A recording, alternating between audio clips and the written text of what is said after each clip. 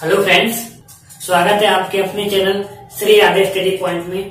तो दोस्तों, आज हम उत्तर प्रदेश अधीनस्थ चयन सेवा आयोग के बारे में बात करने वाले हैं कि उत्तर प्रदेश अधीनस्थ चयन सेवा आयोग ने अभी हाल में ही 20 फरवरी को शाम के समथिंग एक सिलेबस का गाइडलाइन जारी किया है। पीईटी सिलेबस को इन्होंने पीईटी सिलेबस का पूरा पाठ्यक्रम दिया है, नया नवीनतम। तो पीईटी सिलेबस है क्या, आइए वो जान लेते हैं। तो देखिए फ्रेंड्स, हम जानते हैं कि अब से पहले यूपी ट्रिपल एस की जितनी भी वैकेंसी निकालती थी तो उनके लिए अलग अलग एग्जाम लेती थी। पहले प्री लेती थी, जैसे लेखपाल का निकाला तो पहले प्री लेती थी, फिर उसका मेंस लेती थी। लेकिन और इसी प्रकार से अगर बेसिक शिक्षा अधिकारी की निकालती थी तो उसका पहले प्री लेती थी, फिर मेंस लेती थी। लेकिन इस बार इन्होंने क्या किया है कि इन सभी परीक्षाओं के लिए सबसे पहले एक कॉमन टेस्ट रखा है, जिसे पीईटी नाम दिया गया है, प्रिलिमिनरी एलिजिबल टेस्ट इसका नाम दिया है। उसका नया सिलेबस इन्होंने डाला है और आज हम इस पूरे न्यू सिलेबस का एनालिसिस करने वाले हैं, अर्थात इस नए सिलेबस का पूरी तरह पाठ्यक्रम का पूरी तरह से विश्लेषण करेंगे। तो फ्रेंड्स, इस वीडियो को लास्ट तक जरूर देखिएगा ताकि आप इस सिलेबस को अच्छे से जान सकें। तो आइए चलते हैं। सबसे पहले हम बात करेंगे कि जो पीईटी का एग्जाम होने वाला है, इसमें टोटल प्रश्नों की जो संख्या होगी वो आपकी 100 होगी और टोटल जो परीक्षा की अवधि होने रहने वाली है वो आपकी 120 मिनट, यानी कि इसे हम कह सकते हैं 2 आवर, 2 घंटे रहेगी। और इसमें पूर्णांक भी आपका कितने का रहेगा, 100 का रहेगा। ठीक है, इसमें टोटल आपके लिए 15 टॉपिक इन्होंने दिए हैं। तो आइए पहले हम 15 चीजों को एनालिसिस करेंगे। शुरुआत करते हैं। सबसे पहले इन्होंने रखा है भारतीय इतिहास को, इंडियन हिस्ट्री को। तो इन्होंने इंडियन हिस्ट्री को 5 नंबर में रखा है और इस 5 नंबर को भी इन्होंने पूरे तरह से एक हिसाब से पोस्टमार्टम सा करके दिया है सिलेबस का। तो आइए देखते हैं। तो देखिए, हमें भारतीय इतिहास में क्या पढ़ना है एक नजर डाल लेते हैं, फिर उसके बाद जानेंगे इसका पूरे और आगे की जानकारी। तो देखिए, भारतीय इतिहास में हमें सिंधु घाटी की सभ्यता पढ़नी है और वैदिक संस्कृति पढ़नी है, बौद्ध धर्म पढ़ना है और बौद्ध धर्म में भी हमें गौतम बुद्ध को पढ़ना है और गौतम बुद्ध को में भी हमें जीवनी, उनकी जीवनी और उनके द्वारा दी गई शिक्षाओं को पढ़ना है। तो आइए देखिए, अगला है आपको जैन धर्म को आपको पढ़ना है और जैन धर्म में आपको महावीर स्वामी को पढ़ना है और महावीर स्वामी के द्वारा की जीवनी और उनकी शिक्षाओं को हमें इसके जानना है। अगला इन्होंने टॉपिक दिया है मौर्य वंश। मौर्य वंश में इन्होंने सम्राट अशोक लिखा है, मतलब सम्राट अशोक के बारे में हमें ज्यादा पढ़ना है, जानना है उसका प्रशासन क्या था और वह उसका जो लोक प्रशासन था, उसकी स्थापत्य कला और संस्कृति कैसी थी, इसके बारे में हमें जानना है। गुप्त वंश में हमें समुद्रगुप्त और चंद्रगुप्त द्वितीय को पढ़ना है। इसी प्रकार से इन्होंने वर्धन वंश में हर्षवर्धन को पढ़ना है। हर्षवर्धन के समय प्रशासन कैसा था और हर्षवर्धन के राज्य की क्या क्या विशेषताएं थी, बहुत सारी चीजें पढ़नी है। उसके बाद हमें राजपूत काल को पढ़ना है। राजपूत काल के बाद सल्तनत काल, फिर मुगल काल, फिर मराठा। इन तीनों चीजों के बारे में ज्यादा डिस्क्रिप्शन में ज्यादा अंदर तक नहीं पढ़ना है, केवल हमें इनकी संस्कृति और इनके प्रशासन पर अत्यधिक ध्यान देना है। जो इनका प्रशासन था उसके बारे में बहुत अच्छे से ध्यान देना है कि सल्तनत काल में प्रशासन कैसा था और मुगल काल में अधिकांश प्रशासन कैसा था और मराठा का प्रशासन और उनकी नीतियां क्या थी, वो चीजें पढ़नी है और इनकी स्थापत्य कला पढ़ना है। अगला इन्होंने पढ़ा था कि ब्रिटिश राज्य का अभ्युदय एवं प्रथम स्वतंत्रता संग्राम, अर्थात जो अंग्रेज हमारे भारत में आए थे उनका अभ्युदय, अर्थात उनका जो उद्भव हुआ था वो भारत में किस प्रकार से हुआ था। और प्रथम स्वतंत्रता संग्राम 1857 का प्रथम स्वतंत्रता संग्राम को हमें पढ़ना है कि किन किन राज्यों ने इसमें भाग लिया था। और अगला आपको पढ़ना है ब्रिटिश राज्य का सामाजिक आर्थिक प्रभाव। ठीक है फ्रेंड, तो हमें हिस्ट्री में आपको इतना पोर्शन कवर करना है। आगे देखते हैं। इन्होंने दूसरे नंबर पे दिया है भारतीय राष्ट्रीय आंदोलन, मतलब इंडियन नेशनल मूवमेंट। ठीक है, इन्होंने इसके 5 प्रश्न देने हैं, 5 नंबर के होंगे 5 प्रश्न और इन 5 नंबर में हमें क्या क्या पढ़ना है आइए देखते हैं। स्वाधीनता आंदोलन के प्रारंभिक वर्ष, ये हमें पढ़ना है। अगला हमें पढ़ना है स्वदेशी तथा सविनय अवज्ञा आंदोलन, जो महात्मा जी ने चलाया था, और हमें इसमें महात्मा गांधी और अन्य नेताओं की भूमिका को पढ़ना है, जैसे पंडित जवाहरलाल नेहरू वगैरह उन लोगों को पढ़ना है। अगला हमें पढ़ना है इसमें क्रांतिकारी आंदोलन, मतलब जितने भी चंद्रशेखर आजाद हुए थे उन्होंने कितने आंदोलन किए थे, वो क्रांतिकारी आंदोलन पढ़ने हैं। और आगे पढ़ना हमें उग्र राष्ट्रवाद का उदय, ठीक है। अगला हमें पढ़ना है विधायी संशोधन, अर्थात जो कानून थे, कितने कानून बनाए थे 1773 का एक्ट, और जो इम्पोर्टेंट महत्वपूर्ण एक्ट ब्रिटिश सरकार ने निकाले थे उनको पढ़ना है। और सबसे महत्वपूर्ण ब्रिटिश इंडिया एक्ट 1935 में जो ब्रिटिश सरकार के द्वारा दिया गया था वो पढ़ना है हमें। और अगला हमें पढ़ना है भारत छोड़ो आंदोलन, 1942 में हुआ था ये, और आजाद हिंद फौज तथा नेताजी सुभाष चंद्र बोस को पढ़ना है। ये भारतीय राष्ट्रीय आंदोलन के टॉपिक थे, ठीक है। आगे इन्होंने भूगोल को दिया है 3rd नंबर पे रखा है। और भूगोल में हमें क्या क्या करना है, तो भूगोल को भी इन्होंने 5 नंबर में दिया है, मतलब 5 प्रश्न होंगे और 5 ही नंबर के होंगे। और हमें पढ़ना क्या क्या है इसमें, पहला पढ़ना है भारत एवं विश्व का भौतिक भूगोल, और इसमें भी हमें पढ़ना है नदियां तथा नदियों की घाटियां, भूजल संसाधन, पर्वत पहाड़ियां तथा हिमनद, मरुस्थल एवं शुष्क क्षेत्र, वन और खनिज संसाधन। हमें खनिज संसाधन जो पढ़ने हैं वो विशेषकर भारत में हमें पढ़ने हैं, जैसे कोलार की खाने वगैरह जो भी हैं, जितने भी खाने हैं हमारे भारत में उनको पढ़ना है। आगे हमें भारत एवं विश्व का राजनीतिक भूगोल पढ़ना है, जलवायु पढ़नी है और मौसम के को पढ़ना है, ये भी विशेषकर केवल भारत में पढ़ना है। आगे टाइम जोन, एक नया टॉपिक इन्होंने दिया है टाइम जोन, इसके बारे में हमें पढ़ना है। और आगे हमें पढ़ना है जनसांख्यिकीय परिवर्तन तथा प्रवास, ठीक है। तो ये भूगोल का है, ये अर्थव्यवस्था को दिया है 4थे नंबर पे, और इसमें आपके 5 प्रश्न होंगे, 5 ही नंबर के होंगे। अब हमें इसमें पढ़ना क्या क्या है ये देखते हैं। देखो भारतीय अर्थव्यवस्था हमें 1947 से 1991 तक की पढ़नी है, और जब से हमारा देश आजाद हुआ था उससे लेकर 1991 तक क्या क्या हुआ हमारे भारत की अर्थव्यवस्था में, उसके बारे में पढ़ना है। आगे हमें योजना आयोग को पढ़ना है, जो कि अब नीति आयोग बना दिया गया है, और पंचवर्षीय योजनाएं हमें पढ़नी है। इसके बाद हमें मिश्रित अर्थव्यवस्था का विकास पढ़ना है, निजी एवं सार्वजनिक क्षेत्र में किस प्रकार से इसका विकास हुआ। आगे हमें हरित क्रांति पढ़नी है, फिर दुग्ध विकास पढ़ना है, और ऑपरेशन फ्लड, दूध को लेके जो चलाया था इन्होंने वो पढ़ना है। आगे है हमारा बैंकों का राष्ट्रीयकरण तथा सुधार, कितनी बैंकों का इन्होंने राष्ट्रीयकरण किया था और कैसे उसमें सुधार किया था वो जानना है। अगले हमें पढ़ना है वर्ष 1991 में आर्थिक सुधार क्या क्या हुए थे उनको जानना है, और हमें फिर 1991 के बाद की अर्थव्यवस्था को थोड़ा समझना है। आगे हमें दिया है वर्ष 2014 के पश्चात के हमें आर्थिक सुधार पढ़ने हैं, कि 2014 के बाद हमारी भारत की अर्थव्यवस्था में कैसे सुधार आए। और उसमें भी हमें पढ़ना है, इम्पोर्टेंट हमें किसको देनी है, कृषि सुधार को देनी है, कि किसकी सरकार ने कृषि सुधारों को लेकर क्या काम किया। ढांचागत सुधार के बारे में पढ़ना है, श्रम सुधार हमें देखना है, आर्थिक सुधार पढ़ना है, और जीएसटी पढ़नी है, जीएसटी हमें पढ़नी है, ठीक है। तो ये हमारा पूरे भारतीय अर्थव्यवस्था का सिलेबस दिया है इन्होंने।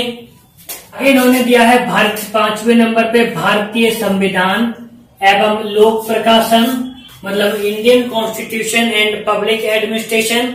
इसमें भी आपको 5 प्रश्न होंगे 5 नंबर के, और इसमें आपको क्या पढ़ना है, भारतीय संविधान। और भारतीय संविधान में पढ़ना है आपको भारतीय संविधान की मुख्य विशेषताएं, कि हमारा भारतीय संविधान कैसा है, लचीला है, संघीय प्रणाली है, कैसी कैसी उसमें व्यवस्थाएं दी गई हैं वो। आगे आपको पढ़ना है राज्य की नीति निर्देशक तत्व, अगर भारतीय संविधान के भाग 4 में राज्य के नीति निर्देशक तत्व दिए गए हैं तो हमें उनको पढ़ना है। आगे मौलिक अधिकार संविधान के भाग 3 में दिए गए हैं, और 4 के काम में मौलिक कर्तव्य दिए गए हैं। तो मौलिक अधिकार और मौलिक कर्तव्य हमें दोनों को यहाँ पे जानना है। आगे संसदीय प्रणाली पढ़नी है कि हमारे भारत की संसदीय प्रणाली कैसी है, और इसके बाद हमें पढ़ना है संघीय प्रणाली क्या होती है, फिर हमें पढ़ना है संघ एवं केंद्र शासित प्रदेश और केंद्र राज्य के बीच संबंध, इसको पढ़ना है।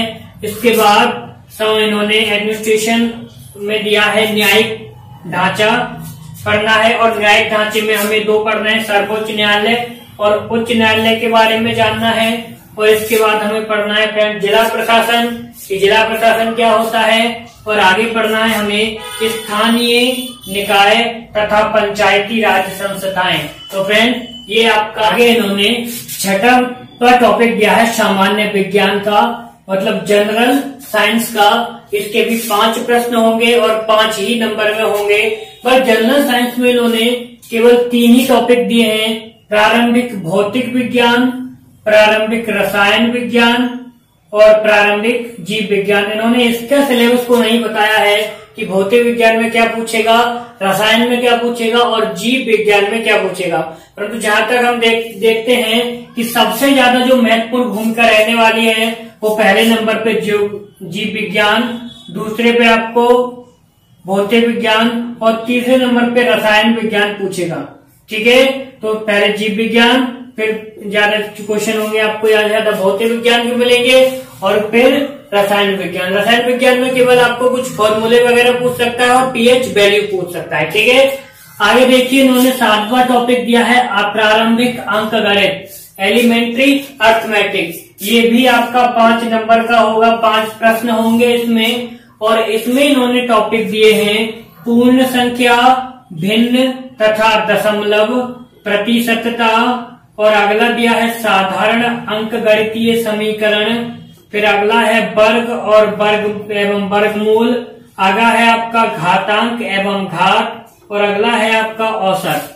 ये मैथमेटिक्स का सिलेबस दिया है, परंतु फ्रेंड्स इसमें बहुत सारी चीजें इन्होंने हाइड करके दी हैं, तो मैथमेटिक्स ये तो पढ़ना ही है और प्लस में थोड़ा अर्थमेटिक और अच्छे से भी जानना है। ठीक है, तो ये आपका प्रारंभिक अंकगणित और सामान्य विज्ञान का हुआ सिलेबस। ठीक है, इन्होंने 8वें नंबर पे टॉपिक दिया है सामान्य हिंदी, और सामान्य हिंदी के भी इन्होंने 5 प्रश्न रखे हैं 5 अंकों के, और इसमें हमको सिलेबस दिया है संधि पढ़नी है, पर्यायवाची शब्द पढ़ने हैं, विलोम शब्द, लिंग, मुहावरे, लेखक, गद्य और पद्य के सामान्य अशुद्धियां और संस्कृत भिन्नार्थक शब्द और वाक्यांशों के लिए एक शब्द, ये हिंदी में पढ़ना है।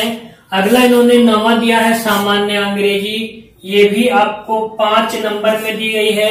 अब तक यूपी SSS में इंग्लिश नहीं दी जाती थी, लेकिन इस बार इन्होंने अंग्रेजी को भी रखा है, और अंग्रेजी में इन्होंने 2 टॉपिक लिए हैं, एक अंग्रेजी व्याकरण पढ़नी है, ठीक है, यानी इंग्लिश जनरल ग्रामर जो होती है, और अपठित गद्यांश पर आधारित प्रश्न, ये इंग्लिश में पढ़ने हैं। ठीक है, तो ये आपका सामान्य हिंदी और सामान्य अंग्रेजी का हुआ। ठीक है, आगे इन्होंने 10वें नंबर पे दिया है तर्क एवं तर्क शक्ति, लॉजिक एंड रीजनिंग। इसके भी आपके 5 प्रश्न होंगे 5 नंबर के। इन्होंने इसमें क्या टॉपिक दिए हैं, आपको बृहत एवं लघु रीजनिंग पढ़नी है, क्रम और ऑर्डर एंड रैंकिंग पढ़ना है, ब्लड रिलेशन यानी रक्त संबंध पढ़ने हैं आपको, समूह से भिन्न को अलग करना, 3 शब्द एक जैसे होते हैं, एक अलग होता है, तो वो समूह से अलग करने वाले शब्दों में आता है। आगे आपको कैलेंडर पढ़ना है और घड़ी पढ़नी है। अगले आपको पढ़ना है कारण तथा प्रभाव, और आगे आपको पढ़ना है कोडिंग डिकोडिंग, संख्या तथा अक्षर दोनों की आपको कोडिंग और डिकोडिंग आने वाली है। ठीक है, आगे आपको पढ़ना है निगमनात्मक तर्क, कथन विश्लेषण एवं निर्णय। ठीक है, तो ये आपका रीजनिंग में हुआ। और अगला आपका पोर्शन है 11वें नंबर पे दिया है इन्होंने सामयिकी अर्थात करंट अफेयर को रखा है। तो मेरे फ्रेंड्स करंट अफेयर को उन्होंने टोटल 10 नंबर में रखा है, और 10 नंबर में वो भारतीय और वैश्विक करंट अफेयर दोनों को आपको नजर रखनी है। ठीक है, तो यहाँ से सबसे ज्यादा अहम नॉलेज स्टार्ट होता है करंट अफेयर का, जो 10 नंबर में आने वाली है। ठीक है, अगला इन्होंने 12वें नंबर पे दिया है सामान्य जागरूकता, इसे हम जनरल अवेयरनेस भी कहते हैं, और इसे मॉडर्न टाइम में जन जीके स्टैटिक जीके भी इसे बोला जाता है। ये 10 नंबर में रहने वाला है आपका। इसमें 10 प्रश्न होंगे, 10 ही नंबर में होंगे और हमसे जनरल अवेयरनेस में पूछेगा क्या क्या, ये देखते हैं।